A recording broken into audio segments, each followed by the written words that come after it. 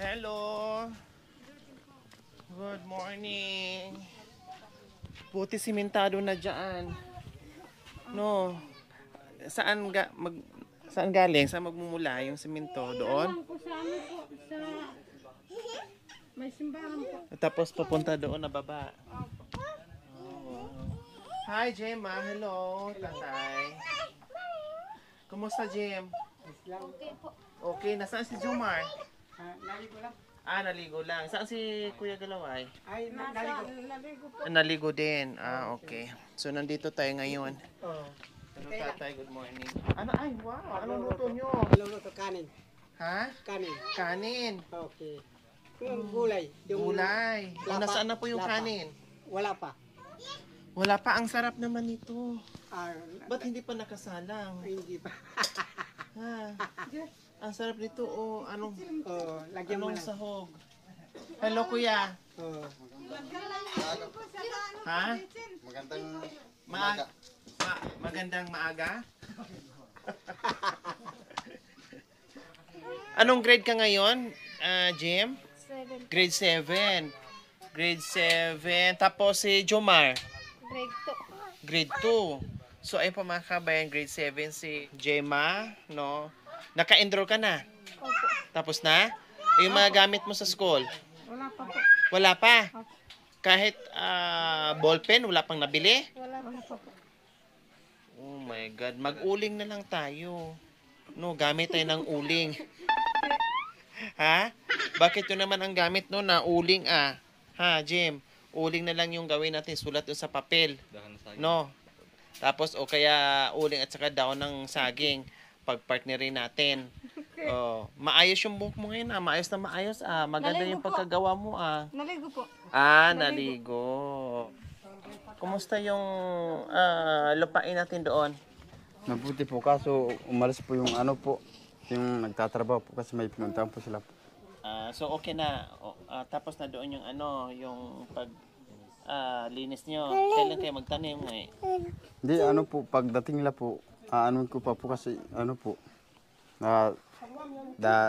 dadarasin po, Ano yon?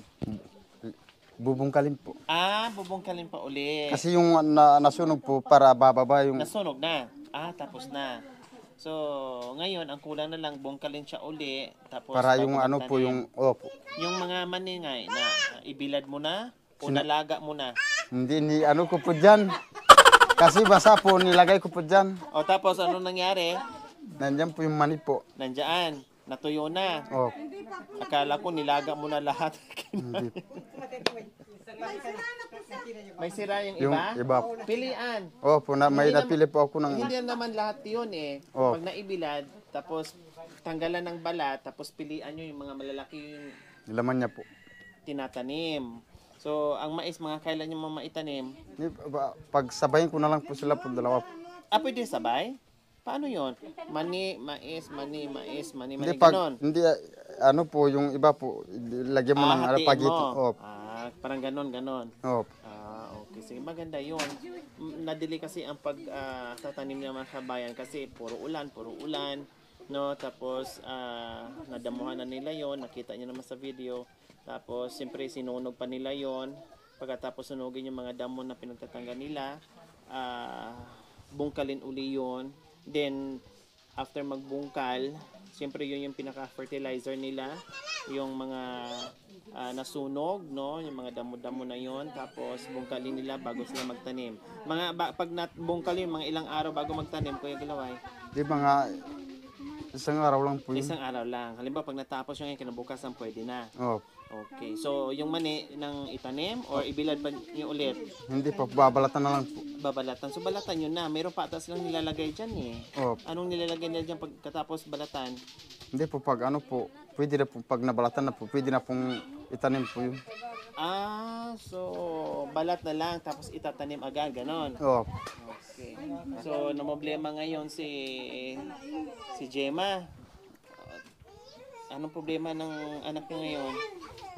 Ano po mga gagamitin na po sa school po. Kasi papasok na. Opo. So, punta tayo ng bayan ngayon. Dito meron naman ng dahon ng saging, marami naman na. So uli na lang bibilhin natin, yun na lang gagamitin. Para tipid. Natawa ko. Hindi, natawa ako kasi yung...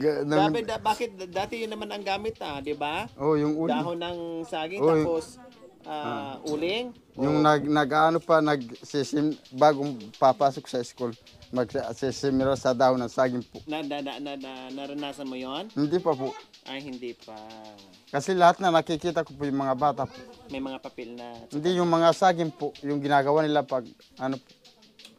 Sa bagay kasi hindi ka nag-aral no kasi wala doon, di ba? Oh, Okay. Sa mga sinaunang panahon kasi mga kaway, ganun talaga no, gumagamit sila daw ng saging tapos uling. Okay, pasyal muna tayo sa bayan, pwede ba? pwede. O tara tayo.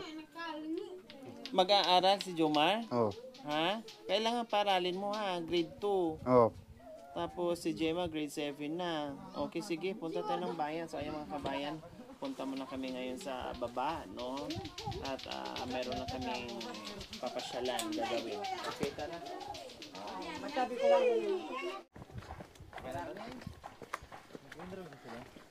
Oh po.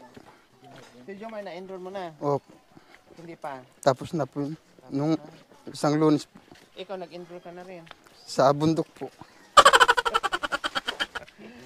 Marunong to si Kuya sa mapa. Nag-enroll ka sa bundok?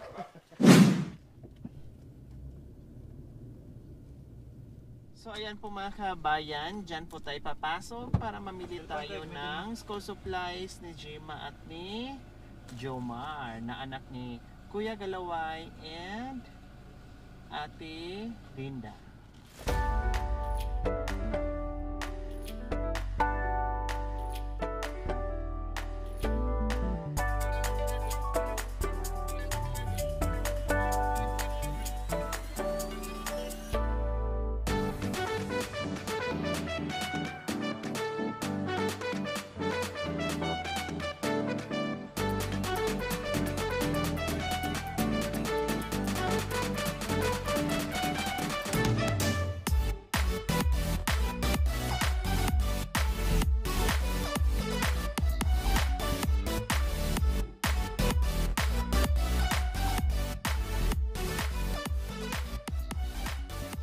Oh, sapatos. Oh, ito. Sa'yo to, Joma, oh. Ha? Ito ang gamitin sa school. Para, ha? Kamu? Isip nga tip. Ika na. Ay, kasal. Hindi. Dia tarik karwa nih.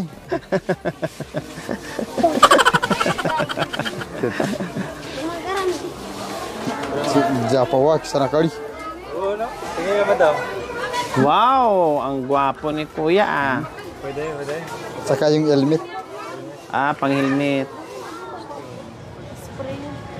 Ito na yung... Opo, yan lang. At saka yan.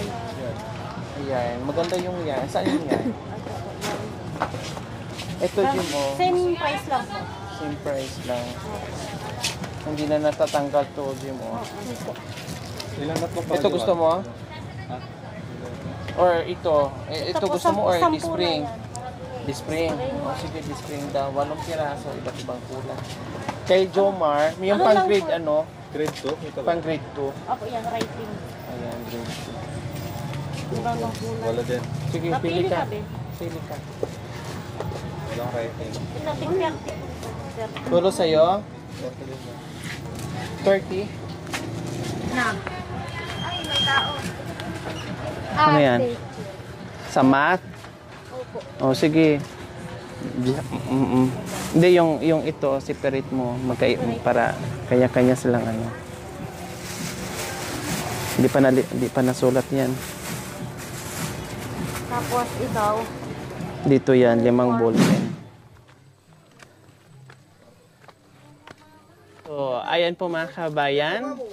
nandito na po yung aming pinamili lahat ng mga school supplies at lahat ng kailangan nila sa school. Kasi back to school na sa Monday. Tama, Jim? Sa Monday na. O, ano ngayon?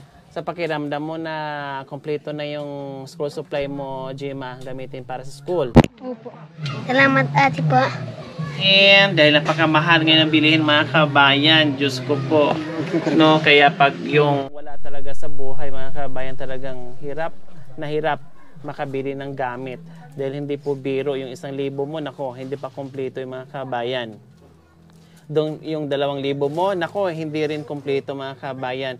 Kaya kailangan mo talagang extra income, extra kayod, extra diskarte para matustusan yung pangangailangan ng mga bata. Diyos ko mga kabayan, talagang yung iba, maraming mga kabataan na hindi na kapag-aral dahil syempre nakitaan na nila, hirap yung mga magulang plus yung hindi nila maibili-bili yung pangangailangan ng mga bata kaya talagang nahihirapan sila. So yung nagkukos din minsan mga kabayan na hindi nakapag-aral yung ibang mga kabataan ngayon dahil sa sitwasyon ng kailang mga magulang. Okay, Kuya Galaway, kompleto na. Hindi ka na mamumroblema. Masaya ka ba? Masaya po ako sa sa mga anak ko yung naibilihan na po ng gamit. Ayan, okay, sige. Gamit. So, tapos lagay natin dyan. Ayan, lagay dito. Ayan.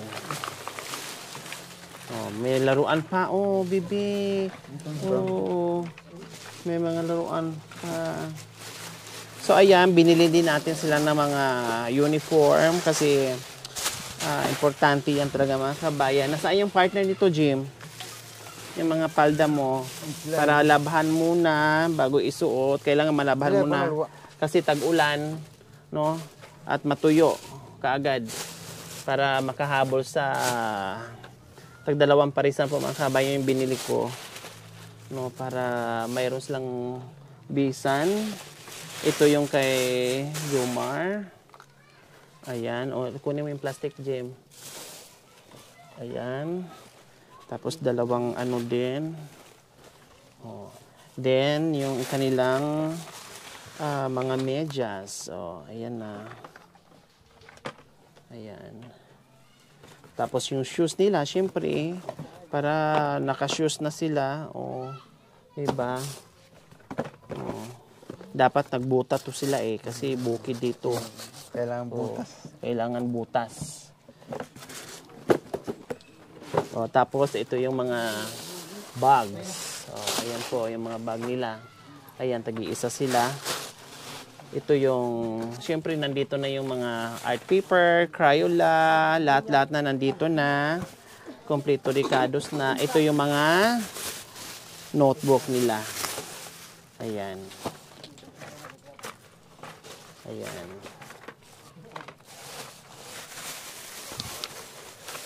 Then pang grade 2, na-delay yung pag-aaral ni diba, makahabol pa. Makahabol pa yung pag-aaral nila. So ayan mga kabayan na kinumpleto na natin, hindi na problema si Ate Linda and Kuya Galaway sa gamit ng mga anak nila. Okay? So ayan, maraming salamat po. Siyempre, hindi na kami kumain sa labas at nagpabili na rin ako ng chicken para pagsulasuluhan nila mamaya, tanghalian. Okay, maraming salamat po talaga sa lahat na walang sawang sumuporta sa aking munting adikain. Ito po yung nagagawa natin, no? Marami tayo kahit paano, marami tayong nabigyan ng pag-asa. Tulad ni Jomar po mga kabayan, ilang taon na hindi nakapag-aral, no? Grade 2. Sana ito ay pangalawang pagkakataon po na sana tuloy-tuloy na po at makapag-aral, no? Kasi importante talaga yan. Sabi nga ay ang kabataan ay pag-asa ng bayan. So, paano yung pag-asa kung hindi sila makakapag-aral? Okay? Jomar, mag-aral na ikaw, anak, ha? Kailangan tuloy-tuloy na, ha? Ha? Wag na huminto, Kasi kompleto na yung gamit o kailangan talaga na makapag-aral. No, Jomar? Okay, so, ganun din sa'yo, Gemma, ha? Mag-aral, pagbutihin ang pag-aaral nyo. Malay nyo, makapagtapos kayo. O kundi giginhawa yung buhay, gaganda yung buhay, at makatulong din sa mga magulang nyo. Gemma, Okay. Maraming salamat po at magkita tayo muli sa next vlog ko. Okay? Bye! Siyempre, may pangbaon-baon sila kasi sa Lunes na yung pasukan nila, pangbaon-baon sa mga bata. No? Nilalakad lang ba yung school nila? Saan ba banda? Doon po sa eskwela, sa baba po.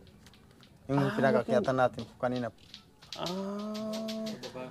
Malapit lang. Oh,